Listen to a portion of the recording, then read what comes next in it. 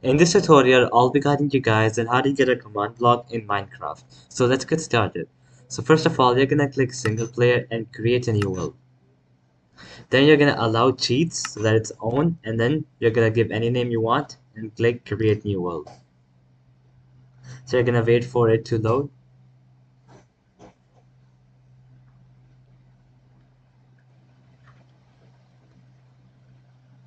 Alright, so once the world is created, the first step is you have to change the game mode to creative.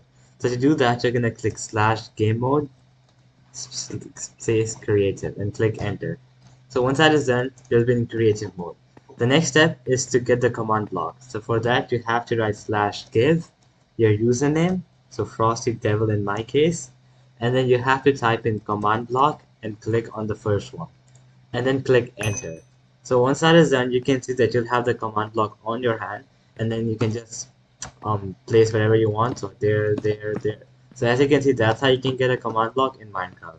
So alright guys, that'll be it for the video. I hope it helps you out, and I'll be seeing you guys next time. Peace out.